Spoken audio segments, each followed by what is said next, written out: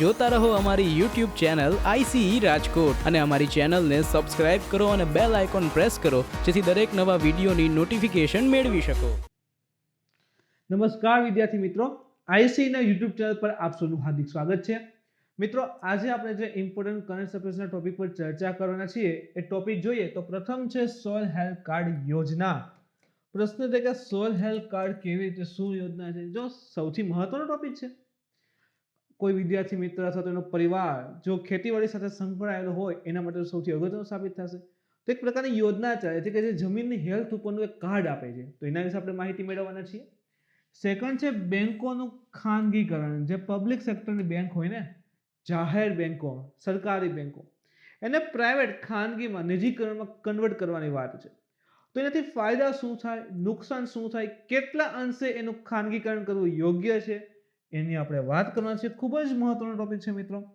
એના પછી એક રહેલું છે સક્ષમ પોર્ટલ. તો ફર્સ્ટ, સેકન્ડ, થર્ડ અને એની સાથે એક જોડાયું છે સમુદ્રી શેવાળ મિશન. જો ક્યાંક ને ક્યાંક બ્લુ ઇકોનોમી બહુ મહત્વની સાબિત થઈ રહી છે. સમુદ્રને લઈને જે પણ અર્થવ્યવસ્થા રહેલી છે કે ભાઈ સમુદ્ર પાસે જે પણ સંસાધનો રહેલા છે એનો ઉપયોગ કરી અને અર્થવ્યવસ્થાને ડેવલપ કરી. તો સમુદ્રમાં જે શેવાળ ઉત્પન્ન થાય છે, સી વીડ, જે ઘાસ રહેલું છે એનો ઉપયોગ કરવામાં આવશે. ખાસ કરીને તો જે સી વીડ છે ને એનો ઉપયોગ કરવામાં આવશે, સમુદ્રી ઘાસ, અને મલ્ટિપલ ઓફ સેક્ટરમાં એનો ઉપયોગ રહેલો છે જેની આપણે વાત કરવાની છીએ. તો ચાલો મિત્રો, આજનું આપણું કરંટ શરૂ કરીએ તો જેનો પ્રથમ ટોપિક રહેલો છે સોઇલ હેલ્થ કાર્ડ યોજના, સોઇલ હેલ્થ કાર્ડ સ્કીમ. તો શા માટે કરંટમાં છે કે સોઇલ હેલ્થ કાર્ડ યોજના જે છે એ દેશના 32 રાજ્યો અને કેન્દ્ર શાસિત પ્રદેશો. હવે જો 32 રાજ્ય નથી, પહેલા એ ક્લિયર કરી દઉં, ભારતમાં રાજ્ય જે છે 28 છે, પણ એની સાથે જે કેન્દ્ર શાસિત પ્રદેશ રહેલા છે એ પણ થોડા ઘણા સમાવેશ કર્યા. તો બધું થઈ અને 32 કેન્દ્ર શાસિત પ્રદેશની સંખ્યા ભારતમાં અત્યારે 8 રહેલી છે. તો બધા કેન્દ્ર શાસિત નથી અને અમુક સિલેક્ટેડ પ્લેસ. તો 32 રાજ્યો અને કેન્દ્ર શાસિત પ્રદેશમાં જે છે લાગુ કરવામાં આવેલી છે, જેને લઈને આ યોજના કરંટમાં આવી છે. વિશેષતા જોઈએ તો આ યોજનાની શરૂઆત જે છે એ 5 ડિસેમ્બર 2015, તો આજકાલની નથી, ઓલરેડી ઘણા વર્ષોથી ચાલે છે. તો 5 ડિસેમ્બર 2015 ના રોજ કૃષિ અને ખેડૂત કલ્યાણ મંત્રાલય, ઓફકોર્સલી સોઇલ હેલ્થ કાર્ડ, તો કૃષિ અને ખેડૂત કલ્યાણ મંત્રાલય જેને લાગુ કરશે. કારણ કે તો કે સિમ્પલ તરત સમજાવવું જોઈએ મિત્રો કે ભાઈ સોઇલ હેલ્થ, જમીનની હેલ્થ માટે તો કે એગ્રીકલ્ચર અને જમીનને સૌથી વધારે લેવા દેવા થાય છે. કે જમીન સારી હશે તો ઉત્પાદન સારું આવશે, ઉત્પાદન સારું આવશે તો એગ્રીકલ્ચર સારું હશે, આગળ વધશે દેશ. તો કૃષિ અને ખેડૂત કલ્યાણ મંત્રાલય છે એના દ્વારા આ યોજનાનું જે છે લાગુ કરવામાં આવી હતી. આ યોજના હેઠળ ખેતી, પછી મહિલા જે સેલ્ફ હેલ્પ ગ્રુપ હોય ને, સ્વ સહાયક જૂથ, એની સિવાય ખેડૂત ઉત્પાદન સંગઠનો વગેરેની અંતર્ગત જે શિક્ષિત યુવાનો છે એના દ્વારા ગ્રામ્ય કક્ષાએ, હવે આપણું જે ગામડું હોય એ લેવલ ઉપર એક સોઇલ પરીક્ષણ પ્રયોગશાળાઓ બનાવવામાં આવશે જે જમીનની ગુણવત્તા નક્કી કરે. તો એક પ્રકારે તમે જો તો અહીં રોજગારીનું પણ ક્રિએશન થાય છે. તો આ યોજનામાં ઉપરોક્ત કૌશલ્ય વિકાસ પછી નોકરીનું સર્જન પર ધ્યાન કેન્દ્રિત કરવામાં પણ આવી રહ્યું છે. તો શું થશે કે એક આપણા ગ્રામ્ય લેવલ ઉપર એક લેબોરેટરીની સ્થાપના થશે, જ્યાં ગામના યુવકો રહેલા છે, સેલ્ફ હેલ્પ ગ્રુપ છે, ખેડૂત ઉત્પાદક સંગઠનો હોય, એના અમુક સિલેક્ટેડ પીપલને, સિલેક્ટેડ લોકોને જે છે ત્યાં આ લેબોરેટરી અંતર્ગત જે છે કે સોઇલનું પરીક્ષણ કેવી રીતે કરવું, કયા તત્વોની જરૂર છે નથી, એ બધું જ વસ્તુ ઇનશોર્ટ કે સોઇલનું પ્રોફાઇલ ચિત્ર આખું ક્લિયર કરતા એને શીખડાવે, એના વિશેનું કૌશલ્ય આપે, એના વિશેનું જ્ઞાન આપે કે ભાઈ સોઇલ આવે, જમીન આવે તો એનું કેવી રીતે પરીક્ષણ કરવું જોઈએ. હવે જેવું એનામાં કૌશલ્ય આવી જશે કે તરત જ એને શું કરશે કે ભાઈ પરમિટ આપી દે અને સોઇલ હેલ્થ કાર્ડનું નિર્માણ કરતા થઈ જાય, પરમિટ આપતા થઈ જાય. તો એક રીતે તમે જો તો એનું નોકરીનું સર્જન પણ થઈ રહ્યું છે. તો નોકરીનું સર્જન પ્લસ જમીનની ગુણવત્તાની માહિતી તો આવી જ રહી છે. સોઇલ હેલ્થ કાર્ડ છે શું એકચ્યુઅલમાં? તો સોઇલ હેલ્થ કાર્ડ જે એક મુદ્રિત રિપોર્ટ કાર્ડ હોય છે, મુદ્રિત એટલે છાપેલું, આવી રીતે ફરફરિયું હોય, કાર્ડ હોય, જેમાં લખ્યું હોય કે આપણી જમીનમાં આ વસ્તુ છે, આ છે, નથી, આની જરૂર છે, આ બધું એ પ્રકારનું લખેલું હોય. તો સોઇલ હેલ્થ કાર્ડ એક મુદ્રિત એટલે કે છાપેલું કાર્ડ હોય છે, જે ખેડૂતને દરેક વખતે જમીનને ખેડતા સમય આપવામાં આવતું હોય છે. ઇન શોર્ટ કે જ્યારે ખેડૂત જે છે જમીનને ખેડે છે એ વખતે એને આપવામાં આવે. શા માટે? તો ભાઈ જમીનને ખેડે છે, એના પછી એમાં બિયારણ કરશે, ઉત્પાદન લેશે. તો કંઈ એવું ન હોય કે ચલો બધું ઉત્પાદન પતી ગયું પછી હેલ્થ કાર્ડ આપો કે તમારી જમીન આની જરૂર છે. શરૂઆતથી જ આપી દે. શા માટે? કે જે પાક લગાવશે એ પાક માટે એને કયા કયા પ્રકારના ખાતર, દવાઓની જરૂર છે, એની જમીન જે છે એમાં કેટલા પ્રકારના પોષક તત્વો રહેલા છે, એ બધું એ પહેલાથી ડિસાઇડ કરી શકે. એ માટે ખેડૂતને ખેડતી વખતે અથવા તો ખેડ્યા પહેલા જે છે એ સોઇલ હેલ્થ કાર્ડ આપવામાં આવે છે. સોઇલ હેલ્થ કાર્ડ 6 પાક માટે જૈવિક ખાતરો સહિત ખાતરોની ભલામણોના 2 સેટ પૂરા પાડે છે. જો અહીંથી એક વસ્તુ ઇમ્પોર્ટન્ટ થશે, જૈવિક ખાતર સહિત. માત્ર એવું નથી કહેતું કે ચલો આ રાસાયણિક ખાતર છે, આ રાસાયણિક દવા. એની અંતર્ગત જે છે જૈવિક ખાતરો, જે આપણે કહીએ જૈવિક ખાતર એટલે શું થાય, તરત પ્રશ્ન થાય ને. તો જૈવિક ખાતર શું હોય છે? જે આપણે ગાયના જે ગૌમૂત્ર હોય, છાણ છે, તો એ પ્રકારનો જે જૈવિક કચરો ઉત્પાદિત હોય, તો એ જૈવિક કચરાનું જે છે એને ફેરવી, ઇનશોર્ટ કે એને સડાવી અને એમાંથી ખાતર બનતું હોય છે અને એ ઉપયોગમાં લેવાતું હોય છે. તો જૈવિક ખાતર. એ જ રીતે ગૌમૂત્રમાંથી અલગ અલગ બનતી દવાઓ છે, તો એનો ઉપયોગ કરવામાં આવે. તો આ રીતે જૈવિક કૃષિનો કન્સેપ્ટ ડેવલપ થયો છે. ઇવન ભારતમાં સિક્કિમ એવું સ્ટેટ છે કે જે 100% એગ્રીકલ્ચર જે છે એ જૈવિક રીતે થાય છે. તો અહીં જે છે જૈવિક ખાતરો સહિત ખાતરોની ભલામણોના 2 સેટ પૂરા પાડે છે. જૈવિક ખાતર અને રાસાયણિક ખાતરનું પણ માહિતી જે છે આપવામાં આવતી હોય છે. આમાં જમીનની દ્રષ્ટિએ નીચેના 12 ધોરણોનો સમાવેશ થાય છે. ઇન શોર્ટ કે કયા કયા તત્વોનું સામાન્ય રીતે પરીક્ષણ થતું હોય છે. તો નાઇટ્રોજન, ફોસ્ફરસ અને પોટેશિયમ, એનપીકે આપણે કહીએ છીએ, એનું બૃહદ પોષક તત્વ. સૌથી વધારે એનપીકે ખાતર નખાતું હોય છે આપણી જમીનમાં. હવે એમાં પણ સૌથી વધારે શું છે? તો નાઇટ્રોજન 4:2:2 આ પ્રમાણ હોય છે એનું. 4 શા માટે વધારે રાખ્યું છે? કે જમીનની અંતર્ગત નાઇટ્રોજન, ભારતની કોઈ પણ પ્રકારની જમીન લઈ લો, લગભગ દરેકમાં જે છે નાઇટ્રોજનની ઉણપ છે. તો નાઇટ્રોજન એમાં ઉમેરવો પડતો હોય છે. તો નાઇટ્રોજન, ફોસ્ફરસ, પોટેશિયમ જે એનપીકે છે એનું પ્રમાણ. પછી સલ્ફર, તો કે મધ્યમ પોષક તત્વ રહેલું છે, તો એનું પ્રમાણ પણ જણાવે કે ભાઈ તમારી જમીનનું સલ્ફર વધી ગયું છે, ઘટે છે, કેટલું હોવું જોઈએ. ઝિંક, આયર્ન, મેંગેનીઝ, બોરોન અને તો એ કેવા છે કે સૂક્ષ્મ પોષક તત્વો રહેલા છે કે અમુક માત્રામાં, અલ્પ માત્રામાં એની જરૂરિયાત હોય. તો સૌથી વધારે, મધ્યમ અને અલ્પ માત્રામાં એ આખો જે છે એનો ચાર્ટ આપવામાં આવતો હોય છે કે આ આટલા પ્રમાણમાં છે. તો આના બધાને ધ્યાનમાં રાખી પછી નક્કી કરે કે બધા માટે સૌથી સારું ખાતર કયું સાબિત થશે, અથવા કયા પ્રકારે ખેતી કરીએ કે ભાઈ આનું જે જરૂરિયાત છે એ ફૂલફિલ થઈ જાય. અને પછી છે ચોથામાં શું આવશે? પીએચ. જમીન એસિડિક છે, બેઝિક છે, તટસ્થ છે, એની માપણી આપે. ઇલેક્ટ્રિક વાહકતા આપે. આના સિવાય ઓર્ગેનિક કાર્બન, એટલે ખાસ કરીને કહીએ તો ભૌતિક માપદંડ. ભૌતિક માપદંડ હવે જેમ કે કુદરતી રીતે હોય ને અમુક પ્રક્રિયાઓ, તો એની પણ માહિતી જે છે આપતા હોય છે કે જમીન જે છે એસિડિક થઈ ગઈ હોય તો અમુક પાકોનું ઉત્પાદન સારું ન આવે, અને અમુક પાકને જે છે એસિડિક જરૂર પડે કે આ પ્રકારની એસિડિક જમીન તમે ઉત્પાદન લઈ શકે. જે ખેડૂતને ખબર ન હોય અને ખબર પડે કે ચલો મારી જમીન થોડી માઇનર એવી એસિડિક છે, તો એમાં અમુક પ્રકારના છોડના ઉત્પાદન લઈ શકાય છે. તો આ મુજબ જે છે સોઇલ હેલ્થ કાર્ડનું ઇમ્પોર્ટન્ટ રહેલું હોય છે કે ભાઈ ખેડૂતને જે છે જમીન વિશેની જે અલગ અલગ સેક્ટર, અલગ અલગ પોષક તત્વ, અલગ અલગ ખાતર, એ બધી જે ફૂલફિલ એની જે જરૂરિયાત હોય છે ફૂલફિલ થતી હોય છે. સોઇલ હેલ્થ કાર્ડના ઉદ્દેશ્ય, તો કે સોઇલ હેલ્થ કાર્ડનો ઉદ્દેશ્ય દરેક ખેડૂતને તેની ખેતીની જમીનના માટીના પોષક તત્વોની સ્થિતિ વિશે માહિતી આપવાનો છે. હવે જો આપણે અલગ અલગ લક્ષ્ય રાખેલ છે કે 2022માં ખેડૂતોની આવક ડબલ કરવી છે, આના સિવાય ઉત્પાદન વધારવું છે, નિકાસ વધારવી છે. ઇવન તમે કરંટ ડેલી ફોલો કરો છો તો એ પણ અંદાજ હશે કે આ લોકડાઉન પછી જે ખેતી ઉત્પાદિત વસ્તુઓ છે નિકાસમાં સારો વધારો પણ થયો છે. તો જે નિકાસ વધારવી છે, ઉત્પાદન વધારવું છે, આવક વધારવી છે, તો એના માટે જે બેઝિક નીડ આપણે કહીએ તો એગ્રીકલ્ચરમાં જમીન રહેલી છે, સિંચાઈ સુવિધા છે. તો જમીન જે છે એ કેટલી યોગ્ય છે, ફળદ્રુપ છે કે નહીં, કેટલા માત્રામાં પોષક તત્વ છે, તો એ ફૂલફિલ અથવા તો જે ખેડૂત રહેલો છે એને આ પ્રકારની માહિતી આપવી એ આ કાર્ડનો સૌથી પહેલો ઉદ્દેશ્ય છે કે જે પણ ખેડૂત હોય એની જમીનની એને માહિતી હોવી જોઈએ છે કે આ જમીનમાં આ પ્રકારના પોષક તત્વોની ઘટ છે, જેથી કરીને આ પ્રકારનું ખાતર નાખવાથી એ ફૂલફિલ થઈ શકે. આ કાર્ડ ખાતરોના જથ્થા અંગે ખેડૂતને એક સલાહ પણ આપે છે અને લાંબા ગાળાના આરોગ્યને જાળવવા માટે જમીનની જરૂરી ફેરફાર પણ સૂચવે છે. જો ખાતરનો જથ્થો એટલે એમ નથી કે 10 થેલી લો, 15 થેલી લો. અહીં એવું સૂચવે કે ભાઈ આ જમીન હોય, ધારો કે ચલો એક એબીસી નામના ખેડૂત પાસે ભાઈ જમીનનો કટકો છે, હવે ત્યાં જરૂર ન હોય છતાંય ફોસ્ફરસ ખાતર નાખ્યા જ રાખે તો એ જમીન અમુક સમય પછી બગડવા લાગે, ઓવર થઈ જશે ને. વધારે પડતી સિંચાઈ હોય, વધારે પડતા ફર્ટિલાઇઝર યુઝ કરીએ તો જમીન કેવી થઈ જાય? બગડતી હોય છે. તો એની પણ માહિતી આપણે જથ્થા અંગે કેટલું યોગ્ય રહેશે કે જેથી કરીને જમીન જે છે લાંબા સમય સુધી બગડે નહીં. તો જમીનના આરોગ્યને લાંબા સમય સુધી વ્યવસ્થિત રાખવા માટેની માહિતી પણ આ કાર્ડ દ્વારા મળે છે. એનો ઉદ્દેશ્ય રહેલો છે. મહત્વ, તો કે આ યોજના અંતર્ગત રાજ્ય સરકારો દ્વારા દર 2 વર્ષે એક વખત જમીનની રચનાના વિશ્લેષણની જોગવાઈ કરવામાં આવી છે જમીનની રચનાનું વિશ્લેષણ એટલે કે જમીનના જે અલગ અલગ લેયર હોય છે, ઉપરના લેયર છે, એમાં કયા પ્રકારના તત્વોની જરૂર છે નથી એનું આખું વિશ્લેષણ કરવામાં આવે, જેથી જમીનના પોષક તત્વોને સુધારવા માટે સમયસર યોગ્ય પગલાં જે છે એ લઈ શકાય, જેથી કરીને જમીનને લાંબા સમય સુધી સાચવી શકાશે, ફળદ્રુપ જાળવી શકાય અને ઉત્પાદન છે કન્ટિન્યુઅસલી વધારી શકાય, અને એ પણ પર્યાવરણ ધ્યાનમાં રાખીને.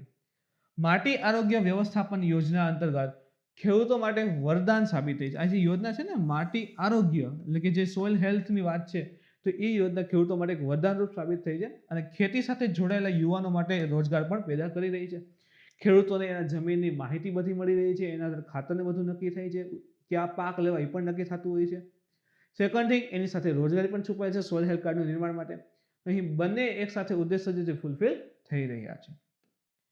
એના પછી વાત કરીએ મિત્રો તો બેંકોનું ખાનગીકરણ ખૂબ જ અગત્યનો ટોપિક રહ્યો છે મિત્રો.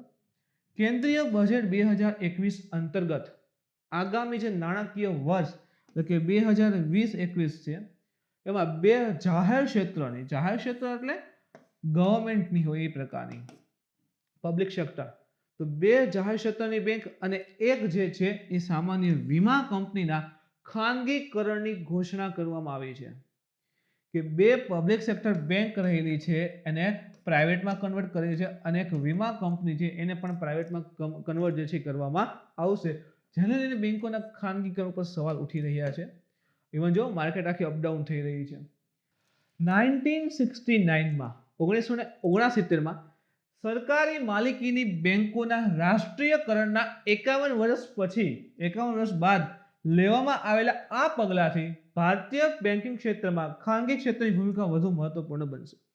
1969માં જે ગવર્મેન્ટ માલિકીની બેંક હતી એનું નેશનલાઇઝેશન એટલે કે રાષ્ટ્રીયકરણ કરવામાં આવેલું હતું. એના 51 તાજેતરમાં 2021માં પૂરા થયા છે. તો એના પછી આટલા વર્ષો પછી જે છે કે ભાઈ પબ્લિક સેક્ટર બેંક રહેલી છે એને પ્રાઇવેટાઇઝેશનમાં કન્વર્ટ કરી રહ્યા છે. તો ફરી જે છે પ્રાઇવેટાઇઝેશન એટલે કે ખાનગી ક્ષેત્રની ભૂમિકા જે છે મહત્વપૂર્ણ સાબિત થઈ છે. એવું તે શું ફેર પડે છે કે ભાઈ સરકાર કરતાં પ્રાઇવેટ જે છે એમાં વધારે ફાયદો જોવા મળે છે. સરકારમાંથી કેમ પ્રકારનું બર્ડન બની રહી છે, એવા તે કયા કારણો છે કે સરકાર એને ખાનગીમાં કન્વર્ટ કરી રહી છે? તો એ મહત્વપૂર્ણ ઘટના અત્યારે સાબિત થઈ રહી છે. હાલમાં ભારતમાં 22 ખાનગી બેંકો અને 10 જે છે એ નાની ફાઇનાન્સ બેંકો સમાવેશ થયેલી છે. તો ખાનગી એટલે કોઈ પ્રાઇવેટ બેંકની વાત કરેલી છે. પૃષ્ઠભૂમિ ઉપર જઈએ, બેકગ્રાઉન્ડ ઉપર જઈએ તો કેન્દ્ર સરકારે વર્ષ 1969 એટલે કે 1969માં દેશની 14 સૌથી મોટી ખાનગી બેંકોનું રાષ્ટ્રીયકરણ કરવાનો નિર્ણય લીધો હતો. જે ખાનગી બેંક હતી એને શું કરી? નેશનલાઇઝેશન કરી, જેનો ઉદ્દેશ્ય બેન્કિંગ ક્ષેત્રને તત્કાલ સરકારની જે સમાજવાદી જે દ્રષ્ટિ હતી સાથે રેખાંકિત કરવાનો છે. જો 69માં શું કરે છે કે જે પણ દેશની 14 સૌથી મોટી ખાનગી બેંક હતી એને નેશનલાઇઝેશન એને રાષ્ટ્રીયકરણ કર્યું. અત્યારે શું કરે છે તો કે ભાઈ 51 વર્ષ પછી જે પબ્લિક સેક્ટર બેંક છે એને ખાનગીમાં રૂપાંતરિત કરે છે. તો એટલા માટે મહત્વપૂર્ણ સાબિત થશે. 51 પછી જે નેશનલાઇઝ બેંક હતું એનો અત્યારે શું કરે છે? પાછું ખાનગીકરણ કરે છે. અને એમાં આપણે જોયું સરકારે બજેટમાં વાત કરી કે બે પબ્લિક સેક્ટર બેંકને ખાનગીકરણમાં રૂપાંતરિત કરશે અને એક વીમા સેક્ટરને પણ જે છે વીમાની જે કહેવાય કે સેક્ટર રહ્યું છે એને પણ ખાનગીકરણમાં રૂપાંતરિત કરશે. તો એ વખતે 1969માં શું હતું કે ભાઈ સરકારનો જે સમાજવાદી દ્રષ્ટિકોણ હતો એ સાથે બેંકો મેચ થાય, સમાજનું ભલું થાય, એ ઉદ્દેશ્ય સાથે સરકારે શું કર્યું કે જે પણ ખાનગી છે એને કહેવાય કે ભાઈ નેશનલાઇઝેશનમાં કન્વર્ટ કરી. સમાજને ધ્યાનમાં રાખીને સમાજનો ઉદ્ધાર થાય એ અર્થે. સ્ટેટ બેંક ઓફ ઇન્ડિયા, જેમ કે એમાં જોઈએ સ્ટેટ બેંક ઓફ ઇન્ડિયા જોઈએ તો 1955માં અને દેશની જે વીમા ક્ષેત્ર છે એનું 1956માં રાષ્ટ્રીયકરણ કરાયું હતું. અને યાદ રાખજો મિત્રો, ઘણી વખત પૂછાઈ ગયેલો પ્રશ્ન છે, ઘણી વખત, કે સ્ટેટ બેંક ઓફ ઇન્ડિયા જે છે એનું નેશનલાઇઝેશન 1955 અને જે વીમા ક્ષેત્ર છે એનું 1956માં રાષ્ટ્રીયકરણ જે છે કરવામાં આવ્યું હતું. છેલ્લા 20 વર્ષોમાં વિવિધ સરકારી જાહેર ક્ષેત્રની બેંકોના ખાનગીકરણની વિરુદ્ધ રહી છે. હવે જો છેલ્લા 20 વર્ષની વાત કરીએ તો જે અલગ અલગ સરકારો આવેલી હતી તો વિવિધ સરકારો જે છે એ જાહેર ક્ષેત્રની બેંક જે રહેલી છે એના ખાનગીકરણની વિરુદ્ધ હતી. જે છેલ્લા 20 વર્ષની વાત કરીએ તો જે પણ ગવર્મેન્ટ આવે છે એ જ એવું કહે છે કે ભાઈ ના, જે પણ જાહેર ક્ષેત્રની બેંક છે એને ખાનગીમાં રૂપાંતરિત કરવી નથી. પરંતુ 2015માં સરકારે ખાનગીકરણનો પ્રસ્તાવ મૂક્યો હતો અને એ વખતે જ જો 2015માં 14માં જે છે બીજેપી ગવર્મેન્ટ બને છે અને 15માં શું થાય છે તો કે 15માં જે છે સરકારે જે છે ખાનગીકરણનો પ્રસ્તાવ મૂક્યો કે જે પણ જાહેર ક્ષેત્રની બેંક છે એને આપણે ખાનગીકરણમાં રૂપાંતરિત ખાનગી બેંકમાં કન્વર્ટ કરીએ. પરંતુ 2015માં શું થાય છે સરકાર આ પ્રસ્તાવ મૂકે છે કે જે આરબીઆઈ છે રિઝર્વ બેંક ઓફ ઇન્ડિયા એના તત્કાલીન ગવર્નર જે છે એ આ વેચાણની તરફેણમાં ન હતા. એ સરકારના પક્ષમાં ન હતા કે ભાઈ જે પણ જાહેર ક્ષેત્રની બેંક છે એને ખાનગીકરણમાં રૂપાંતરિત કરવું જોઈએ. એટલા માટે એ વખતે થઈ શક્યું નહોતું. ખાનગીકરણનું કારણ શું? શા માટે એને ખાનગીકરણમાં કન્વર્ટ કરવી પડે છે, કહેવાય કે ભાઈ પ્રાઇવેટાઇઝેશનમાં રૂપાંતરિત કરવી પડે છે? તો જાહેર ક્ષેત્રની બેંકોની નબળી આર્થિક સ્થિતિ, જે પણ પબ્લિક સેક્ટરની બેંક છે એની જે ઇકોનોમિકલ કન્ડિશન કહીએ એ વીક છે. જેમ કે જોઈએ તો કેન્દ્ર સરકાર દ્વારા વર્ષો સુધી મૂડીરોકાણ અને શાસન સુધાર્યા પછી પણ જાહેર ક્ષેત્રની બેંકોની આર્થિક સ્થિતિમાં ખાસ સુધારો થયો નથી. ભારત સરકાર જે છે એને કહેવાય કે સુવિધાઓ આપે, એમાં મૂડીનું રોકાણ કરે, ભારત સરકાર બેંકમાં રોકાણ કરે, બેંક પાસે પૈસા હશે, શેરનો ભાવ નહીં વધે તો બેંકની કન્ડિશન સારી થવી જોઈએ. પણ જે ઉદ્દેશ્ય જેટલું ગવર્મેન્ટે લક્ષ્ય રાખેલું હતું એટલું જે છે સારું પબ્લિક સેક્ટર બેંક જે છે આઉટપુટ આપી શકી નહીં. સરકાર એમાં કહેવાય કે ભાઈ રોકાણ તો કરશે, મૂડી રોકાણ કરશે, એની જે આખી સિસ્ટમ છે એમાં થોડોક સુધારો કરે છે, છતાં પણ જાહેર ક્ષેત્રની બેંકોને આર્થિક સ્થિતિમાં કંઈ વધારે સુધારો આવતો નથી. આમાંની ઘણી જાહેર બેંકોની તાણયુક્ત સંપત્તિઓ ખાનગી બેંકોની તુલનામાં ઘણી વધારે છે અને તેમનો નફાકારકતા, માર્કેટ કેપિટલાઇઝેશન અને ડિવિડન્ડ ચૂકવણી રેકોર્ડ પણ સારો નથી. તો કે જે પણ બેંકોની તણાવયુક્ત સંપત્તિઓ હોય, તાણયુક્ત એટલે શું થશે કે ભાઈ એક પ્રકારની એનપીએ કહી શકીએ આપણે કે ભાઈ એક બેંકે લોન આપેલી હોય, હવે લોનમાંથી પૈસા હવે લોન ચૂકવતા નથી તો બેંકમાંથી શું થઈ ગયું, પૈસા કેશ થઈ ગયા, રિઝર્વ થઈ ગયા કે ભાઈ બેંકે તો આટલા પૈસા આપેલા હતા પણ એ લોન આવતી નથી. તો એક પ્રકારે શું થઈ ગયું, એનપીએ જનરેટ થઈ ગઈ એવી રીતના કહેવાય. તો બેંકોની તાણયુક્ત સંપત્તિઓ ખાનગી બેંકોની તુલનામાં કેવી છે, વધારે છે. ખાનગી બેંકોમાં કેવું કે ભાઈ લોન ની દેતા હશે અને સામે રિકવર પણ એટલી ઝડપથી કરવામાં આવતી હોય છે, જ્યારે જાહેર ક્ષેત્રની બેંકમાં આ પ્રકારની કન્ડિશન રહેલી છે પણ જે ફૂલફિલ થવી જોઈએ, જેટલી સફળતા મળવી જોઈએ એટલી મળી શકતી નથી. લાંબા ગાળાની પરિયોજનાનો ભાગ, જેમ કે બે જાહેર ક્ષેત્રની બેંકોનું ખાનગીકરણથી એક લાંબા ગાળાના પ્રોજેક્ટની શરૂઆત થશે. જો આ સરકાર અત્યારે ઉદ્દેશ્ય રાખે છે કે બે જાહેર ક્ષેત્રની બેંકોનું ખાનગીકરણ કરવામાં આવે તો એક લાંબા ગાળાના પ્રોજેક્ટની શરૂઆત થઈ શકે છે, લાંબા ગાળે એનો ફાયદો પણ થઈ શકે છે, જેના થકી ભારતીય બેન્કિંગ ક્ષેત્રમાં કેટલીક જાહેર બેંકોની પરિકલ્પના કરવામાં આવશે. આ કાર્ય કાં તો મજબૂત બેંકોના એકત્રીકરણથી અથવા તો બેંકોનું ખાનગીકરણ કરીને કરવામાં આવશે. લાંબા ગાળાની પ્રોજેક્ટ સ્થાપવા હોય, લાંબા ગાળે બેન્કિંગ સેક્ટરને પાવરફુલ કરવું હોય તો સરકાર એવું કહેવા માંગે છે કે એનું એક જ રીતે થઈ શકે, કાં તો શું કહે છે, મજબૂત બેંકોને એક કરી દો, જે પણ સ્ટ્રોંગ બેંક છે એને મર્જ કરી દો. સેકન્ડ થિંગ કે બેંકોને જે છે એનું શું કરી નાખીએ, ખાનગીકરણ કરી નાખીએ. તો એનાથી જે છે ખૂબ વધારે ફાયદો જે છે એ લોંગ ટર્મ ઉપર મળી શકે છે. લાંબા ગાળાના પ્રોજેક્ટની શરૂઆત જે છે એના દ્વારા થઈ શકે છે. સરકારના પ્રારંભિક યોજના 4 બેંકોનું ખાનગીકરણ કરવાની હતી. જો કીધું ને કે શરૂઆતમાં જે છે ને 4 બેંકોનું ખાનગીકરણ કરવાની યોજના હતી. પ્રથમ 2 બેંકોના સફળ ખાનગીકરણ પછી સરકાર આગામી નાણાકીય વર્ષ જે રહેલા છે એમાં અન્ય 2 કે 3 બેંકોને ડિસઇન્વેસ્ટમેન્ટ પર આગ્રહ કરી શકે છે. ક્લિયર થઈ જાય મિત્રો? સમજો ખાસ વસ્તુને. અત્યારે સરકારે તાજેતરમાં કીધું છે કે 2 ને અમે કન્વર્ટ કરી દેવાના છીએ, પણ સરકારે જે લક્ષ્ય રાખેલું છે કેટલાનો છે તો કે અંદાજે 4 થી 5 નો છે. પ્રારંભિક યોજના મુજબ 4 થી 5 બેંકોનું ખાનગીકરણ કરવું છે, જેમાંથી પ્રથમ 2 બેંકોના સફળ ખાનગીકરણ પછી કે પેલી 2 બેંકનું જો વ્યવસ્થિત ખાનગીકરણ થઈ જશે, એમાં સફળતા મળશે, એના જે પણ દુવિધાઓ રહેલી છે જાહેર ક્ષેત્રની બેંકને એ સોલ્વ થઈ જાય, એનપીની સમસ્યાઓ ઘટી જશે, બેંક સ્ટ્રોંગ બનશે. જો આ બધી સફળતા મળે તો આગળના સમયમાં આગળના જે નાણાકીય વર્ષ છે એની અગર બાકીની 2 કે 3 નું ડિસઇન્વેસ્ટમેન્ટ જે છે એના ઉપર આગળ સરકાર રાખશે કે એને પછી જે છે ખાનગીકરણમાં કન્વર્ટ કરશે. આ નિર્ણયથી સરકારને જે બેંકોમાં સૌથી મોટો શેર હોલ્ડર છે તે બેંકોને વર્ષ પ્રતિ વર્ષની આર્થિક સહાય પૂરી પાડવાની જવાબદારીથી રાહત મળશે. હવે જો પબ્લિક સેક્ટરની બેંક હોય, પબ્લિક સેક્ટરની બેંક, હવે એમાં શું થતું હોય કે ઘણીવાર એવું બને કે ભાઈ ચલો 52% શેર જે છે એ ગવર્નમેન્ટનો છે, ટોટલ 100% ભાગીદારી હોય એમાંથી 52% સરકારની છે. તો બેંક તો સરકારી માલિકીની થઈ, 50% વધારે છે. તો આમાં શું થશે કે 52% છે એટલે બેંક સરકારી થઈ ગઈ. તો આ બેંકોને વર્ષ પ્રતિ વર્ષ એટલે કે દરેક વર્ષે સરકાર જે છે આર્થિક સહાય આપતી હોય.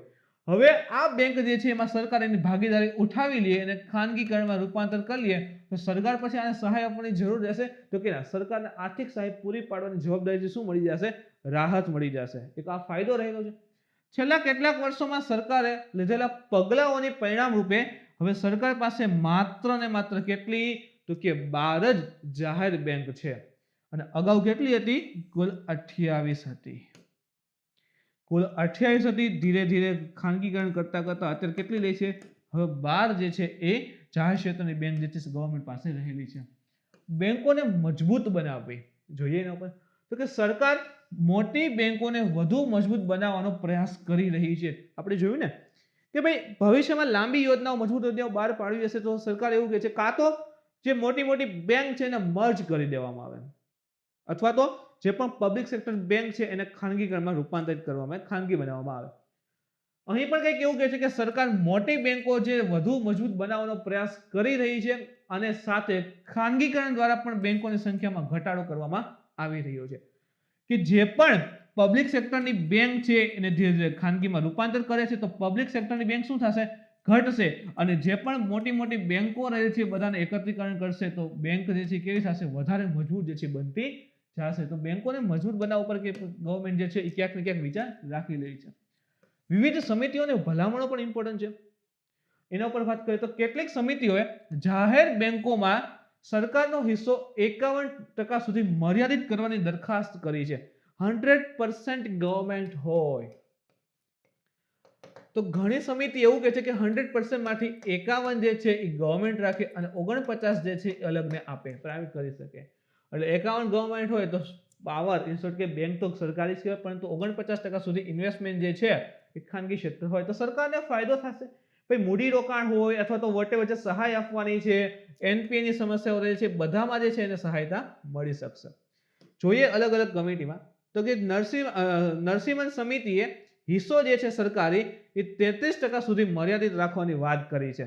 જો ક્યારેક આ સમિતિઓનું ભલામણ ઇમ્પોર્ટન્ટ બને છે અને એમાં એક આ ખાનગીકરણની વાત છે તો ઇમ્પોર્ટન્ટ ટોપિક જ એટલો મહત્વનો છે તો અહીં પૂછી શકે કે નરસિંહન સમિતિ પ્રમાણે સરકાર જે છે એ જાહેર ક્ષેત્રમાં ભાગીદારી જે છે એની વાત એવી કહે છે કે 51% સુધી મર્યાદિત રાખવી જોઈએ. તો કેટલા છે? 51 નહીં પરંતુ 33% સુધી મર્યાદિત રાખવાની વાત કરી છે. તો આ પ્રકારના સ્ટેટમેન્ટ એક્ઝામમાં આવી શકે છે. પીજે નાયક સમિતિએ હિસ્સો કેટલો હતો કે 50% થી ઓછો કરવાનું સૂચન કર્યું છે. 50% થી ઓછો રાખો.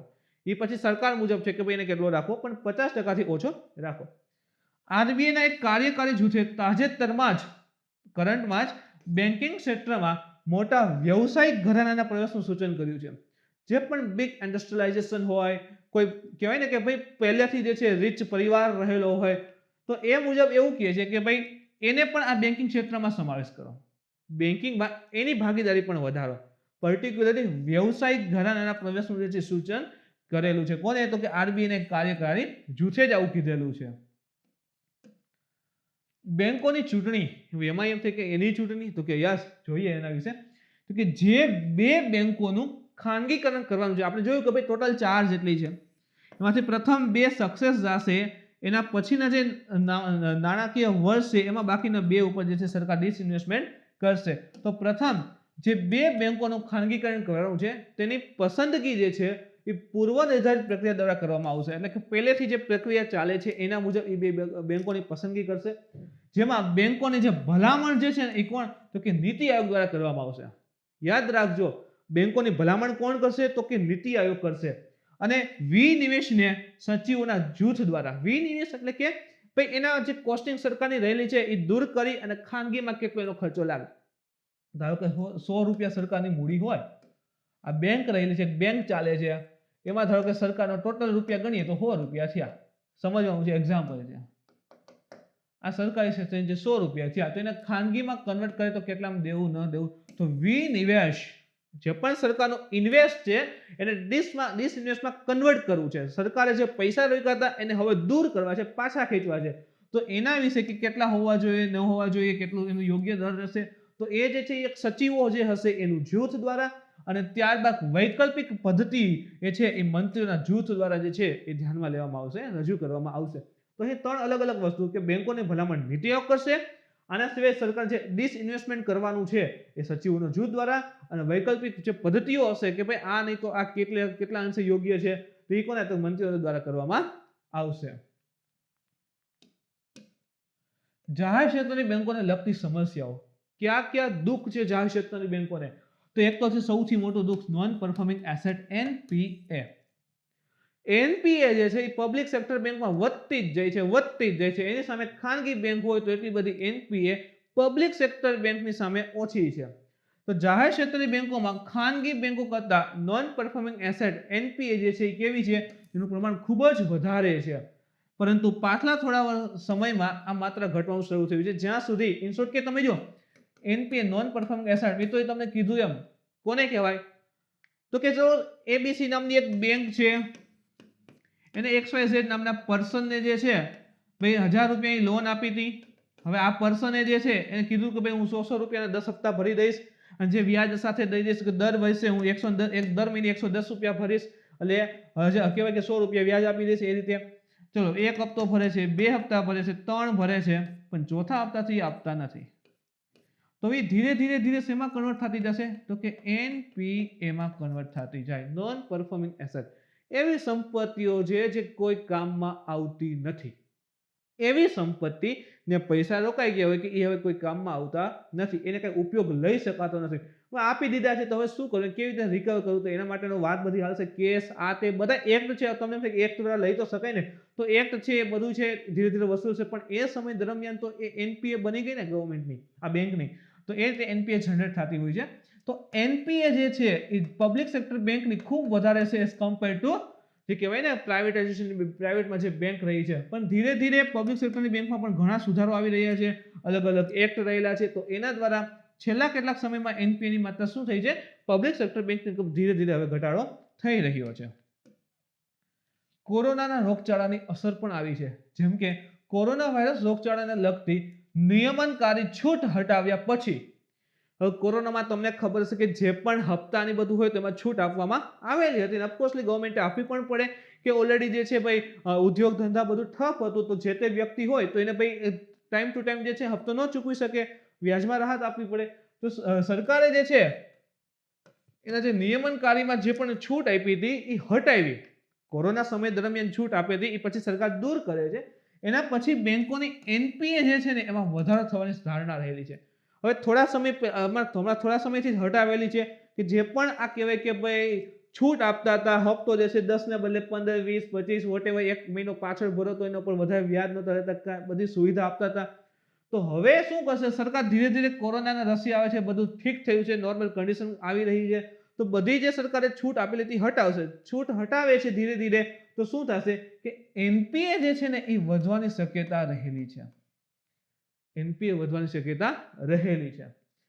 RBIના તાજેતરના નાણાકીય સ્થિરતા અહેવાલ અનુસાર તમામ વાણિજ્યિક બેંકોનું એકંદર NPA રેશિયો સપ્ટેમ્બર 2020 જોઈજો, તમામ વાણિજ્યિક બેંકનો જે NPA રેશિયો જે રહેલો છે એ સપ્ટેમ્બર 2020 માં 7.5% થી વધીને સપ્ટેમ્બર 2021 સુધીમાં 13.5% થઈ શકે છે. તો જે કહેવાય કે આ જે કોરોનાનું વર્ષ આવ્યું એના લીધે જે NPA કીધું ને એમાં વધવાની શક્યતા છે. તો નાણાકીય સ્થિરતા અહેવાલ જે છે RBI નો એમાં જ લખેલું છે, એમાં જ જણાવે છે કે NPA 7.5% થી વધીને સપ્ટેમ્બર 2021 કે આ વર્ષના સપ્ટેમ્બર સુધીમાં 13.5% થઈ શકે છે. તો NPA શું થાય છે? વધે છે. NPA વધે છે તો બેંક પાસે પૈસો આવશે નહીં, બેંકની કન્ડિશન વીક થશે, કારણ કે પૈસા રોકાઈ ગયા, આવતા નથી પાછા, તો બેંકની કન્ડિશન કેવી રીતે વીક થઈ જશે. આનો અર્થ એ થાય કે સરકાર ફરીથી નબળી જાહેર બેંકોને સ્થિતિમાં ઇક્વિટી લગાવવાની જરૂર પડશે. સરકાર હવે જો ધીરે ધારો કે આ ABC નામની બેંક હતી, આવા હજારો 10-15 હજાર લોકોને કહેવાય કે લોન આપેલી હતી, કોઈ ચૂકવતા નથી, તો આ બેંકની NPA શું થઈ ગઈ? વધી ગઈ. હવે આ બેંકને ચલાવવી છે તો શું કરવું? તો સરકાર એમ કે જાહેર ક્ષેત્રની બેંક છે, પબ્લિક સેક્ટરની બેંક હોય તો સરકાર શું કરે? એમાં પૈસા ઇન્વેસ્ટ કરે. પૈસા શું કરશે?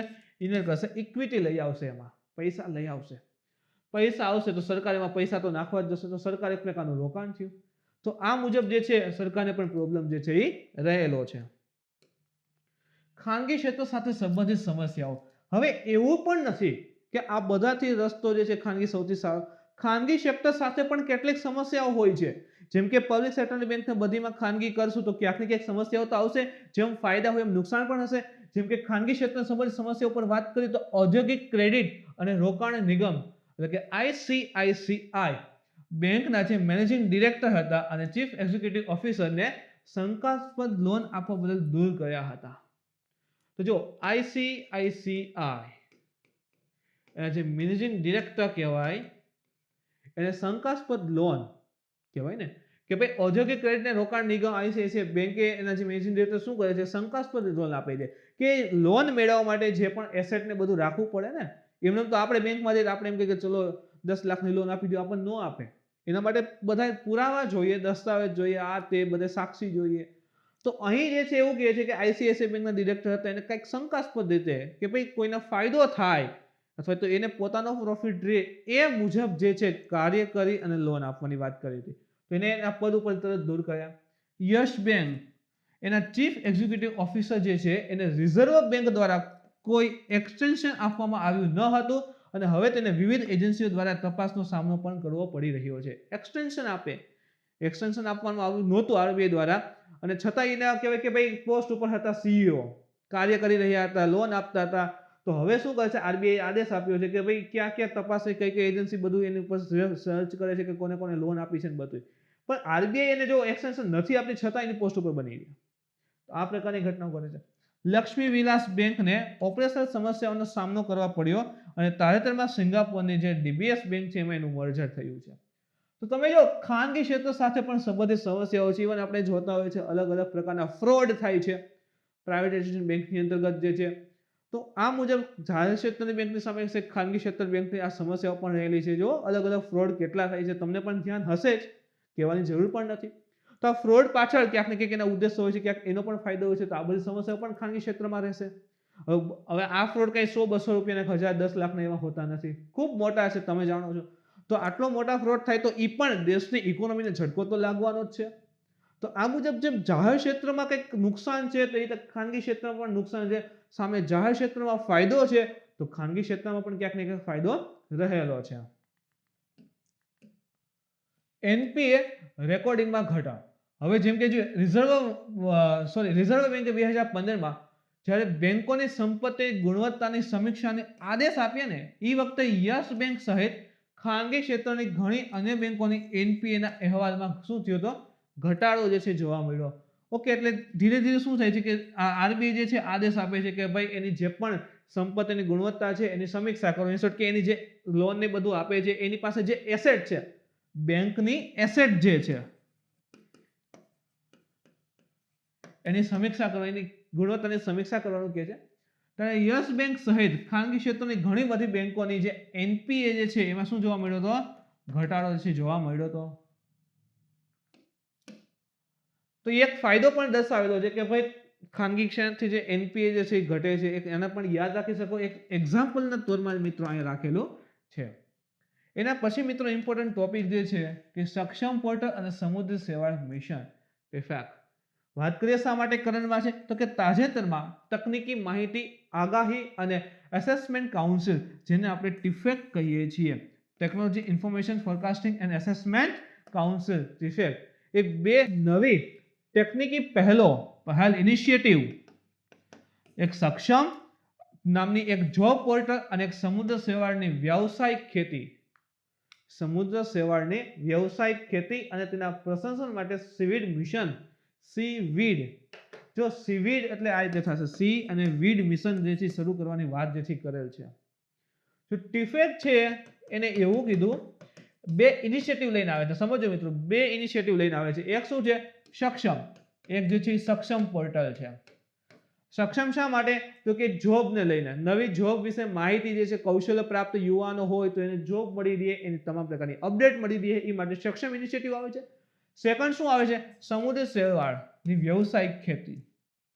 સમુદ્રી શેવાળની વ્યવસાયિક રીતે ખેતી, ખાલી એમ નહીં કે જો સમુદ્રી શેવાળ છે એના ફાયદા માટે ઉત્પાદન જે છે ખતમ, એટલું નહીં, એને વેચી અને પૈસા આવે.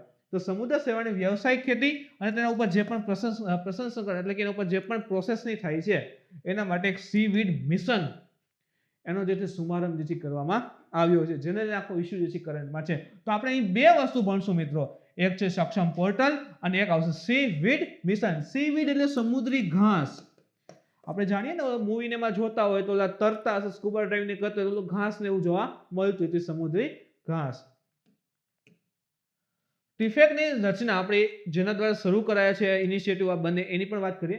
ટીફેકની રચના ફેબ્રુઆરી 1988માં વિજ્ઞાન અને જે તકનીકી વિભાગ છે, સાયન્સ એન્ડ ટેકનોલોજી ડિપાર્ટમેન્ટ, એના એક સ્વાયત્ત સંસ્થાના રૂપમાં કરવામાં આવી હતી. તો 1988માં ટીફેકની સ્થાપના થયેલ છે.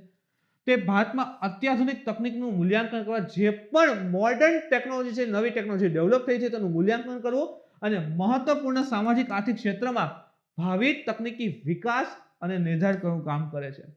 જે અલગ અલગ સામાજિક ક્ષેત્રો હોય, જેમ કે જો અત્યારે આપણે વાત કરીને એક જોબ પોર્ટલની, એ રીતે વાત કરીએ ભાઈ દેશમાં ઇકોનોમી આગળ લેવા માટે ક્યાંક ને ક્યાંક સીવીડી ઇમ્પોર્ટન્ટ થાય, તો એને ધ્યાનમાં રાખી સામાજિક અને આર્થિક ક્ષેત્રમાં ભાવિ ટેકનોલોજી, જે પણ અત્યારે ટેકનોલોજી રહી છે એનો ઉપયોગ કરી અને આ બંને ફિલ્ડ સમાજને અને આર્થિક ક્ષેત્રમાં કેવી રીતે ફાયદો થાય એના ઉપર નવા નવા રિસર્ચ છે અથવા એના ઉપર કયા પ્રકારના કાર્ય કરવા જોઈએ એની માહિતી જે છે આ ટીફેકનું કાર્ય રહેલી છે. સક્ષમ પોર્ટલ પર વાત કરીએ સૌથી પહેલા તો સક્ષમ શ્રમિક શક્તિ મંચ પોર્ટલ દેશભરની અંતર્ગત જે આપણે કહીએ ને સૂક્ષ્મ લઘુ અને મધ્યમ ઉદ્યોગો MSME micro small medium enterprises, તો MSME ને અને અન્ય ઉદ્યોગોના કામદારોની જે જરૂરિયાતો છે અને કુશળતા છે એના માટે એક સામાન્ય પ્લેટફોર્મ પ્રદાન જે કરે છે. તો કોણ કોણ વસ્તુ એવું તો કે MSME માં જે પણ લોકો જોડાયેલા છે તે, એની સાથે સામાન્ય ઇન્ડસ્ટ્રી ઉદ્યોગમાં જે પણ લોકો જોડાયેલા છે તે, તો એ કામદારોની જરૂરિયાત શું છે અને એની કુશળતા જે રહેલી છે એના માટે એક પ્લેટફોર્મ જે છે આ સક્ષમ પોર્ટલ ઉપલબ્ધ કરે છે, એક પ્લેટફોર્મ પૂરું પાડે છે એના માટે. તે એક અખિલ ભારતીય પોર્ટલ છે, આને યાદ રાખજો. કોઈ સ્ટેટ લેવલ અથવા તો અમુક રાષ્ટ્ર માટે, અમુક રાજ્ય માટે છે એવું પ્રમાણે નથી, આખા દેશ માટે લાગુ પડે છે. આ પોર્ટલ દ્વારા 10 લાખ, ક્યારેક આ પ્રકારના ઇમ્પોર્ટન્ટ ફેક્ટ ડેટા ઇમ્પોર્ટન્ટ છે, 10 લાખ બ્લુ કોલર નોકરીનું સર્જન જે છે કરવામાં આવશે. તો ખાસ કરીને અહીં જે છે ઉદ્યોગોમાં કામદારો ઉપર વાત કરેલી છે, એની જે પણ જરૂરિયાત હોય, એના જે કૌશલ્ય રહેલા છે એને ધ્યાનમાં રાખીને આ સક્ષમ પોર્ટલની શરૂઆત જે છે ઓલ ઇન્ડિયા લેવલે કરવામાં આવેલી છે. વિશેષતા શું છે તો કે હાઈ ટેકનોલોજી, ઉચ્ચ તકનીકી એમાં રહેલી છે, જેમ કે તે વિવિધ ભૌગોલિક ક્ષેત્રોમાં કામદારોને તેની કુશળતા અનુસાર ઉદ્યોગમાં રોજગારીની સંભાવિત તકો વિશે માહિતી આપશે. તો એ શબ્દ છે વિવિધ ભૌગોલિક ક્ષેત્ર.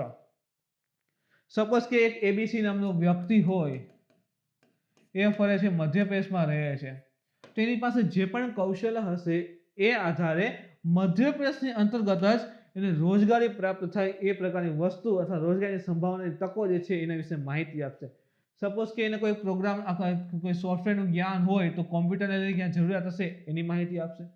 તો જે તે વ્યક્તિ હશે ને, જે તે પોતાની જે ભૌગોલિક ક્ષેત્ર હશે જ્યાં રહેતો હશે, તો એ પોતાની પાસે જે કૌશલ્ય પ્રાપ્ત છે એના આધારે જે તે ભૌગોલિક ક્ષેત્રમાં જ જ્યાં રહે છે એ વિસ્તારની નજીક જ એને જે રોજગારી જે છે પૂરી પાડવાની તક જે આપવામાં આવશે. એટલે અહીંયા શું થશે કે અહીંથી જે છે ધારો કે એબીસી વ્યક્તિ મધ્યપ્રદેશમાં ન મળે રોજગારી, તો શું કરે, ગુજરાત જાય, બિહાર જાય, ઉત્તર પ્રદેશ જાય, બેંગ્લોર સાઈડ જાય, તો એને જે રખડવું પડે ને ઇન શોર્ટ એ રીતે જોઈએ તો તક માટે કે ભાઈ એનું નોલેજ છે એને યોગ્ય રીતે એને ક્યાંક જોબ મળી રહે એ માટે એને જે ફરવું પડે એ જે છે એને રહેશે નહીં. શા માટે કે શ્રમ પોર્ટલ જે છે એનો ઉપયોગ કરે. આ માટે એલ્ગોરિધમ અને જે કૃત્રિમ બુદ્ધિમત્તા કહીને આર્ટિફિશિયલ ઇન્ટેલિજન્સ નો ઉપયોગ કરવામાં આવશે અને તેમાં કામદારોની કુશળતા પ્રોસેસનું વિશ્લેષણ કરવાની સુવિધા પણ છે. કે સપોઝ કે ચલો આ રીતે ABCDEF આવા અલગ અલગ વ્યક્તિઓ રહેલા છે આ XYZ વિસ્તારમાં.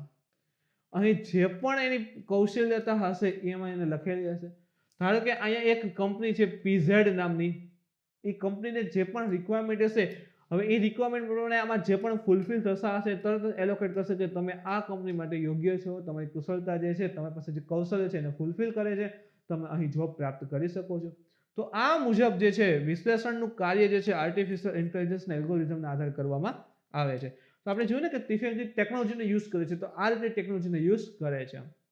સ્વચાલિત અપડેટ્સ પણ મળશે. નવી વેકેન્સી આવતી હોય, અમુક દૂર થતી હોય તો એના વિશેની માહિતી પણ એને મળશે. ખાસ કરીને કહેવાય ને કે વોટ્સઅપ અને અન્ય લિંક દ્વારા જે છે એને શ્રમ અને ઉદ્યોગ ખાસ કરીને MSME થી સંબંધિત ડેટા અને માહિતીનું સ્વચાલિત અપડેશન આપમેળે કરવામાં આવશે.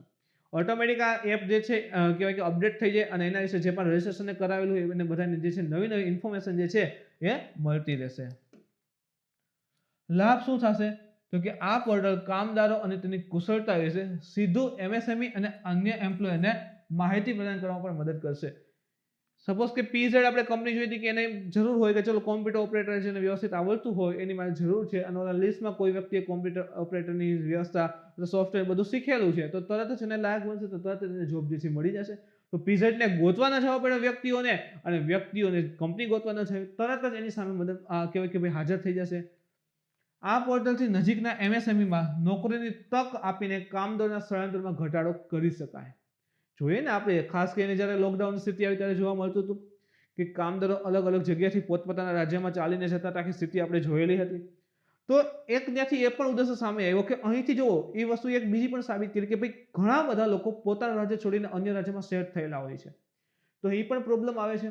તો કે આને ઘટાડવું હોય તો શું કરવું પડે કે જે તે લોકો રહેલા છે એને એના જ રાજ્યમાં એના નજીકના ક્ષેત્રમાં જોબ મળી જાય તેને સ્થળાંતર કરવું પડે નહીં. તો એના માટે પણ આ ફાયદારૂપ સાબિત થશે.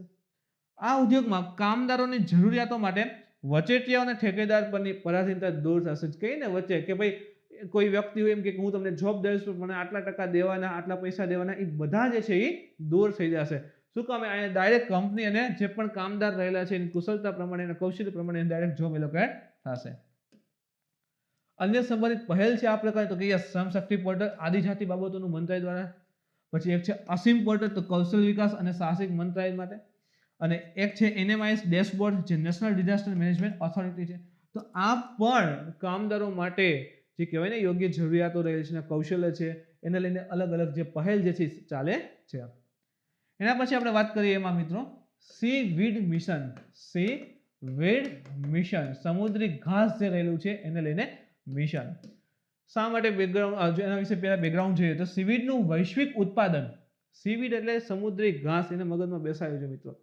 આખા વિશ્વનું ઉત્પાદન જોઈએ ને તો 32 મિલિયન ટન છે. ઘણું વધારે છે જેનું મૂલ્ય આશરે 12 અબજ US ડોલર છે. 12 અરબ અમેરિકી ડોલર જેટલું એનું જે કહેવાય ને કે આ 32 મિલિયન ટનના કોસ્ટિંગ થાય છે. હવે આ 32 મિલિયન ટનમાંથી 57% ભાગ જે છે ને એ ચીન ઉત્પાદન કરે છે. 57 એકલું ચીન અને એના પછી 28% જે છે ને એ ઇન્ડોનેશિયા. સમજો 100% જે ઉત્પાદન છે એમાંથી 57% ચાઇના છે, પછી તો કે 28% જેટલો ભાગ જે છે એ ઇન્ડોનેશિયા છે.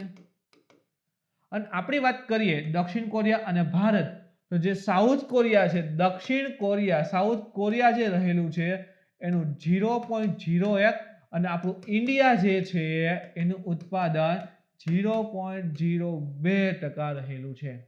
0.02% ઉત્પાદન કરવામાં આવે છે.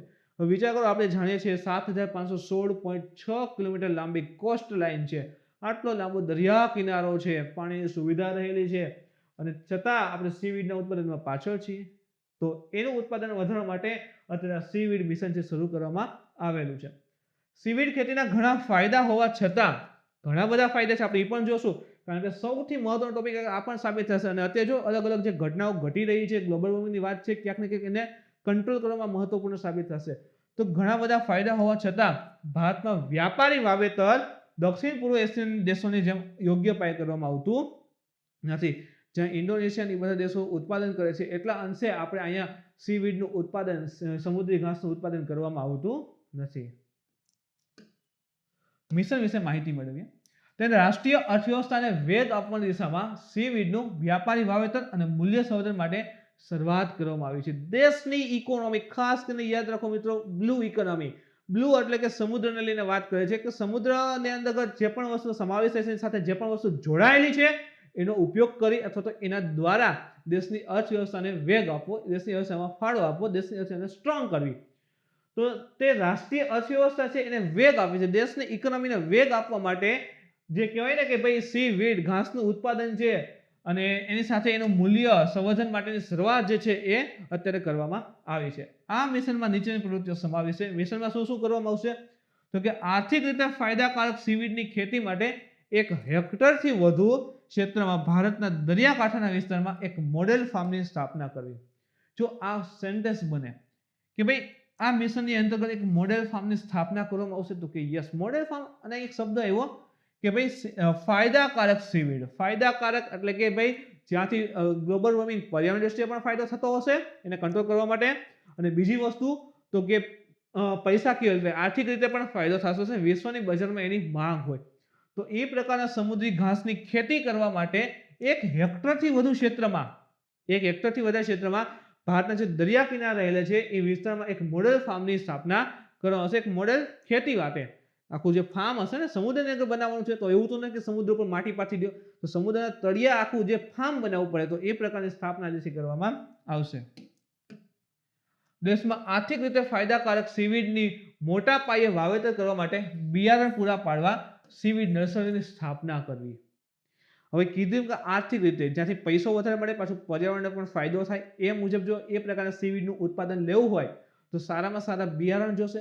એ પ્રકારનું બિયારણ તો જોઈએ, જેમ આપણે કેમ વાડી અને એમાં બિયારણ જોઈ, એ જ મુજબ સીવીડનું ઉત્પાદન લેવું છે તો સારું બિયારણ પણ જોશે. એ માટે નર્સરી જે છે એની પણ સ્થાપના કરવામાં આવશે. ગ્રાહકની ખાનપાનની ટેવ અનુસાર સીવીડ માટે પ્રોસેસિંગ તકનીકોની સ્થાપના કરશે. ઘણા કન્ટ્રીની અંતર્ગત જે સીવીડ્સ આવે ને સમુદ્રી ઘાસ એ ખાવામાં આવતું હોય છે, પ્રોટીન એની માત્રા ખૂબ વધારે હોય છે. જેમ કે ચાઇના છે, જાપાન છે, કોરિયા કન્ટ્રી છે, તો એ વિસ્તારના દેશો જે રહેલા છે એ દેશો ખોરાકમાં પણ આ સીવીડનો યુઝ કરે છે. એટલે એમ નહીં કે સૌ દરિયામાં તોડીને ખાવા માંડે, એમ નથી. એનો પણ અલગ અલગ પ્રકારની પ્રોસેસિંગ થાય છે અને પછી એને ફૂડમાં કન્વર્ટ કરે છે અને તેઓ ખાતા હોય છે. તો એ પ્રકારની ટેકનોલોજી જે રહેલી છે, પ્રોસેસિંગની ટેકનોલોજી, એની પણ સ્થાપના કરી. સીવીડના વિકાસ સંબંધી value chain, supply chain development, દેશમાં સામુદ્રિક પરિયોજનાના પર્યાવરણ, આર્થિક અને સામાજિક પ્રભાવો જેવી પ્રવૃત્તિઓથી આંકડાઓનો સંગ્રહ કરો. In short, supply demand fulfil થાય, સપ્લાય કરવામાં આવે, ડિમાન્ડથી ફૂલફિલ થાય, એ માટે જે પણ વચ્ચે આખી કડીઓ આવે છે એ બધાનું વ્યવસ્થાપન કરવું. ના આંકડા જે રહેલા છે એ પણ બધા મેળવવા. લાભ શું થશે સીવીડથી? સૌથી ઇમ્પોર્ટન્ટ આ છે મિત્રો. સીવીડની ખેતી ભારતમાં 10 કરોડ હેક્ટર અથવા ભારતના 5% જે કહેવાય કે વિશેષ આર્થિક ક્ષેત્ર છે એની અંતર્ગતમાં થાય તો, જો થાય તોની વાત છે, તો આ બધા ફાયદા જોવા મળશે. એટલે તો કે છે સીવીડ મિશન શરૂ કરશે કે ભાઈ જે પણ દરિયા કિનારે રહે છે ત્યાં ઉત્પાદન લઈએ સીવીડ તો ફાયદો થશે. તો કે 10 કરોડ હેક્ટરમાં અથવા તો ભારતના 5% વિશેષ આર્થિક ઝોનમાં આ સીવીડની ખેતી થાય તો 5 કરોડ લોકોને પહેલા તો રોજગાર મળશે. સીધી ઇફેક્ટ જુઓ, નવી ખેતી શરૂ થશે તો 5 કરોડ લોકો, ઇન શોર્ટ કે દરિયા કિનારા નજીકના તમામ લોકોને રોજગારી મળશે. એક નવો જ સીવીડ ઉદ્યોગ પણ સ્થાપિત થશે. ઇવન આપણે જોયું કે ભાઈ રોજગારી એક આ રીતે સેકન્ડ થિંગ ઓલી પ્રોસેસિંગ ઇન્ડસ્ટ્રીની સ્થાપના કરવામાં આવશે તો ત્યાં પણ લોકો જોડાશે, તો નવી એક ઇન્ડસ્ટ્રી સ્થાપના થાય છે, નવો ઉદ્યોગ શરૂ થાય છે, નવી રોજગારી ઉત્પન્ન થશે. જીડીપીમાં મોટું યોગદાન પણ આપી શકે. 10 કરોડ હેક્ટરમાં ઉત્પાદન આવતું હોય તો ઓફકોર્સ નિકાસની કરવામાં આવશે ને જીડીપીમાં ફાયદો થશે. દરિયાઈ ઉત્પાદનમાં શું થશે? ટોટલી વધારો થશે. સેવાળના પાણીવાળા વિસ્તારોમાં બિનજરૂરી ગ્લટ જે હોય છે એ ઘટાડી શકાય છે. લાખો ટન કાર્બન ડાયોક્સાઇડનું શોષણ થશે. જો મિત્રો સૌથી વધારે કાર્બન સિંક હોય તો સમુદ્રમાં થતા હોય છે. સિંક એટલે કે શોષણ કરવું. સમુદ્ર દ્વારા કાર્બનનું શોષણ કરવામાં આવતું હોય છે. તો હવે શું કે પાણીમાં કાર્બન હોય એવી રીતના કે સમુદ્રનું પાણી છે કાર્બન શોષીને એની પાસે રાખી લઈએ? ના, સમુદ્રમાં જે પણ આ ઘાસની બધું આવેલું છે એમાંથી ખેંચી લેતા હોય, ઉપયોગ કરતા હોય. આપણે જોઈએ ને કે ભાઈ કહેવાય કે જે વનસ્પતિ હોય છે કાર્બન ડાયોક્સાઇડનું શોષણ કરે છે, ઓક્સિજન મુક્ત કરે છે, સેમ એ જ રીતે હવે આટલા મોટા હેક્ટરમાં જે છે 10 કરોડ હેક્ટરની અંતર્ગત સીવીડ ઉગાડવામાં આવશે તો વાતાવરણમાંથી ઘણા બધા કાર્બન ડાયોક્સાઇડનું શું કરશે? શોષણ કરશે. આની સાથે બાયોફ્યુલ 6.6 અબજ ટન ઉત્પાદન કરી શકે છે. બાયોફ્યુલનું 6.6 અબજ ટન ઉત્પાદન થઈ શકે. ઇવન જો આપણે બાયોફ્યુલના first generation, second generation, third generation, fourth generation, અલગ અલગ જનરેશન રહેલી છે. એમાં આપણે જાણીએ છીએ કે બાયોફ્યુલનું પણ વાત કરીએ છીએ. બાયોફ્યુલ શોર્ટ કે આજે સમુદ્રી લીલ છે, શેવાળ છે, જે વનસ્પતિઓ છે, ઘાસ છે, એની અંદર સમુદ્રી વનસ્પતિ, સમુદ્રી ઘાસ, એના ઉપયોગ દ્વારા એનાથી ફ્યુલનું ઉત્પાદન કરવું તો આપણે બાયોફ્યુલ કહીએ છીએ એક પ્રકારનું. તો જે બાયોફ્યુલ રહેલું છે એનું પણ ઉત્પાદન થશે. કેટલું? તો અંદાજે 6.6. હવે બાયોફ્યુલ મિત્રો મકાઈ છે, એમાંથી પણ ઉત્પાદન થાય છે, શેરડીનો જે વધે છે કચરો એમાંથી પણ ઉત્પાદન થતું હોય છે. પણ હવે જો મકાઈ ભારતની અંદર ખાવા માટે થોડીક મુશ્કેલી રહી છે, ગરીબી વધી રહી છે, બેરોજગારી છે, આની સાથે જ જે પોષણ સ્તર ડાઉન છે, તો તો મકાઈમાંથી ને એમાંથી કહેવાય કે બાયોફ્યુલનું ઉત્પાદન થોડુંક અલગ લાગી શકે, એટલા માટે શું કહેવાય, જેમ કે સમુદ્રી લીલ છે, શેવાળ છે, તો એનો તો ભારતમાં ઓછો ઉપયોગ થાય છે ખાવામાં એમાં, તો એમાંથી જે છે બાયોફ્યુલનું ઉત્પાદન કરવામાં આવે તો એ ભારત માટે ફાયદો સાબિત થઈ શકે, એટલા માટે બાયોફ્યુલ માટે આ બેસ્ટ એક રિસોર્સ સાબિત થશે. સીવીડ ઉપર વાત કરીએ, સમુદ્રી ઘાસ ઉપર, તો આ શેવાળ જે છે મૂળિયા, એની દાંડી હોય, પાંદડા હોય અને ફૂલ હોય છે, એ બધું એમાં કંઈ આવે નહીં. એમાં મૂળ, દાંડી, ઉપર ફૂલ, આપણે વાત કરતા હોય ને શેવાળમાં, તો એવું કાંઈ એમાં હોય નહીં, જે દરિયાઈ ઇકોસિસ્ટમમાં મુખ્ય ભૂમિકા ભજવે છે. સીવીડ્સ પાણીની અંદરના જંગલો બનાવે છે. જો આ એક સારામાં સારો પ્રશ્ન છે મિત્રો, વોટ ઇઝ કેલ્પ ફોરેસ્ટ? કે સમુદ્રી ઘાસ જે હોય છે એ પાણીની અંદર સમુદ્રના આંતરિક ભાગોમાં જંગલ બનાવે છે, જેને આપણે કેલ્પ ફોરેસ્ટ કહીએ છીએ. આ જંગલો માછલી, ગોકળગાય વગેરેની નર્સરી તરીકે કામ કરે છે. ઇન શોર્ટ કે એના માટે ધી બેસ્ટ એરિયા સાબિત થાય છે રહેણાંકનો એનો. આપણે જોતા હોય ને ઘણી જગ્યાએ, જેમ કે જુઓ આ પ્રકારના આખા દેખાતા હોય, તો અહીંયા માછલી, ગોકળગાય ને એવા બધા જીવો, અમુક પ્રકારની સ્પેશિયલ માછલી હોય છે, તો એ બધા આમાં જીવતા હોય છે, તો એના માટે એક સારામાં સારી નર્સરી ઇન શોર્ટ કે રહેણાંક જગ્યા સાબિત થતી હોય છે. તો યાદ રાખજો કે કેલ્પ ફોરેસ્ટ કોને કહેવાય. સીવીડની ઘણી પ્રજાતિઓ છે, જેમ કે ગ્રેસેલેરિયા એડ્યુલિસ, ગ્રેસેલેરિયા ક્રેસા, ગ્રેસેલેરિયા વેરુકોસા, સરગસુમ એસપીપી, આની સિવાય ટર્બિનારિયા એસપીપી. તો આ પ્રકારની અલગ અલગ સીવીડની પ્રજાતિઓ છે. હવે આ એટલા માટે લખે જેમ થાય કે પૂછાય કે શું, પણ આપણી સરકારનું કોઈ ફિક્સ ન હોય કે આ પ્રશ્ન આવે ન આવે. ઘણી વખત જો જંગલની અલગ અલગ સ્પેસીસને બધું પૂછે છે કે આ સ્પીસીસ જોવા મળે છે કે નહીં, તો અહીં જે છે એક પ્રકારનું જંગલ પણ છે કેલ્પ ફોરેસ્ટ, તો વાત કરે છે કયા પ્રકારના સમુદ્રી ઘાસ જોવા મળે. શક્ય છે પૂછાય પણ શકે કે આ શું છે, જેમ કે જો યુપીએસસીમાં પૂછે છે કે આ પ્રકારે 3 અલગ અલગ નામ આપેલા તને પૂછ્યું તો આ શું છે, તો અહીં પણ પૂછે કે ગ્રેસેલેરિયા એક્યુલિસી, ગ્રેસેલેરિયા ક્રેસા, અથવા તો બનાવી નાખે કે ટર્બિનારિયા એસપીપી શું છે. તો આ પ્રકારનો પ્રશ્ન પોસિબલ છે, તો એટલા માટે આ વસ્તુને અહીં સમાવેશ કરેલી હતી. આગળ વધી મિત્રો, તો ઇકોલોજીકલી મહત્વ છે, જેમ કે બાયો સૂચકાંક છે, કૃષિ ઉદ્યોગ, મત્સ્ય ઉદ્યોગ અને વગેરે, અથવા તો ઘરમાંથી જે પણ કચરાનું જે અસંતુલન નીકળતું હોય છે એના આધારે શેવાળનું ફાટી નીકળવું દરિયા રાસાયણિક નુકસાનનું વગેરેનું કારણ બને છે. જો ઘણી વખત શું થાય, જૈવિક કચરો હોય ને એ અમુક વિસ્તારમાં જાય ને દરિયાઈ વિસ્તારમાં, તો ત્યાં ફાયદો થઈ જાય. જેમ કે જો આપણે દવાઓ નાખતા હોય, ખાતર નાખતા હોય, તો એ પાણી સપોઝ કે ખેતરનું પાણી થોડા ઘણા અંશે કેનાલ ક્યાંકથી વહી, નદીમાંથી વહી સમુદ્રમાં જાય, તો સમુદ્રના વિસ્તારમાં પોષણ તત્વો પૂરા પાડે છે. ખાતર નાખ્યું તો, દવા નાખી તો એ સમુદ્ર, એ જ પાણીવાળો વિસ્તાર જે છે એ સમુદ્રમાં જાય નદી દ્વારા, તો શું થાય કે એ વિસ્તારમાં પૂરેપૂરું ખાતર નહીં મળ્યું, તો ત્યાં જે છે ને ઘણી વખત શેવાળ ફાટીને એવું નીકળે, તો એ પ્રકાર નુકસાન પણ આપે. સીવીડ વધારાના પોષક તત્વોને શોષી લે છે અને ઇકોસિસ્ટમને સંતુલિત પણ કરે છે. સમુદ્રી ઘાસ હોય એ આપણે વાત કરીએ કે વધારાના જે પણ, જેમ કે કાર્બન ડાયોક્સાઇડ સિંક કરે છે, જે પણ વધારાના પોષક તત્વો હોય એને શું કરે, એ શોષી લે. હવે જો અહીંયા કીધું કે શેવાળનું ફાટી નીકળવાનો પ્રોબ્લેમ થાય, હવે સમુદ્રી ઘાસ હશે શું કરશે, તો કે જે પણ વધારાના પોષક તત્વો હશે શું કરશે, શોષી લેશે, એનામાં ખેંચી લેશે. તો આ અહીં જે છે વધારાના પોષક તત્વો આવશે નહીં, તો જે શેવાળનું ફાટી નીકળવાની ઘટના જે છે એ બધી શું થઈ જાય, કંટ્રોલમાં આવે. જેમ કે જો ઘણી વખત જોતા કે નદી હોય ને ઉપર નકરો શેવાળ થઈ ગયો હોય સમુદ્રી વિસ્તારમાં, એમાં શા માટે કે શેવાળના ડેવલપમેન્ટ માટે જે પણ પરિસ્થિતિ જોઈએ એ મળી રહે. હવે ત્યાં સીવીડ્સ ને એવું હોય તો શું થાય કે જે પણ વધારાના પોષક તત્વો છે ખેંચી લેશે, તો લીલને તો મળશે જ નહીં, શેવાળને તો મળશે જ નહીં, શેવાળને નહીં મળે એટલે આખી ઘટના ઘટશે નહીં. આયર્ન સિક્વેસ્ટર, ઘણીવાર શું થાય કે ભાઈ જળચર સજીવો આયર્નને પ્રકાશ સંશ્લેષણની ક્રિયા પર ખૂબ આધારિત છે. આયર્ન પર પ્રકાશ સંશ્લેષણની ક્રિયા પર ખૂબ આધારિત છે. પ્રકાશ સંશ્લેષણની જે ક્રિયા થાય છે ક્યાંક ને ક્યાંક ઉપયોગ રહેલો છે. જ્યારે આ ખનિજની માત્રા ખતરનાક સ્તર પર વધી જાય ને ત્યારે સીવીડ શું કરે, એને શોષી લે. આપણે અગાઉ પણ વાત કરી કે વધારે પોષક તત્વોનું શોષણ કરે છે. તો આ આયર્ન સિક્વેસ્ટર એટલે શું થશે કે જે પણ વધારે પડતું આયર્નનું પ્રોડક્શન થાય, આયર્નનું પ્રોડક્શન થશે સમુદ્ર વિસ્તારમાં, તો આ સીવીડ શું કરશે, એને શોષી લેશે.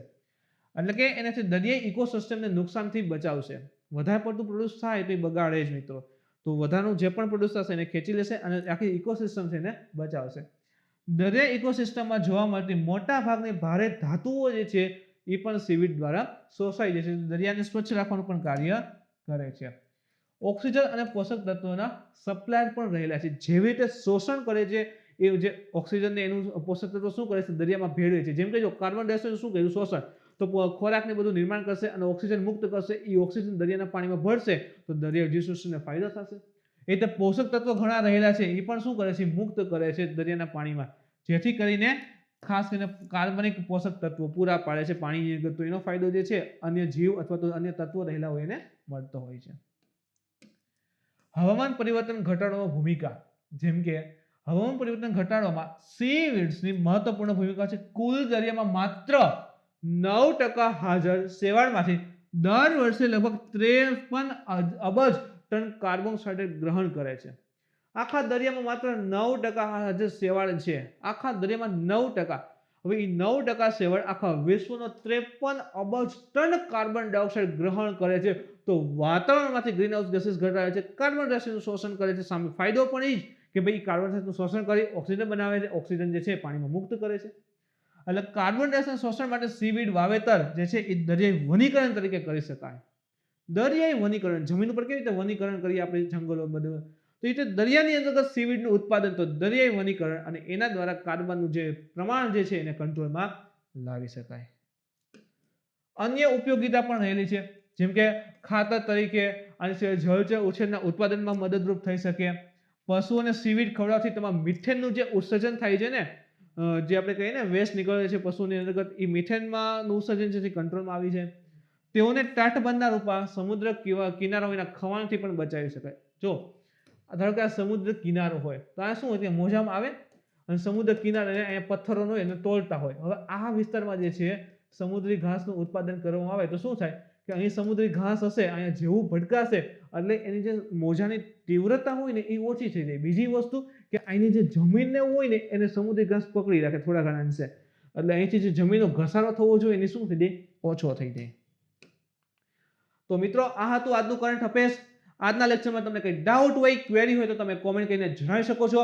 મિત્રો આજનો વિડીયો ગમ્યો હોય તો લાઈક કરો, શેર કરો, તમારા મિત્રો સુધી પહોંચવા માટે કોશિશ કરો.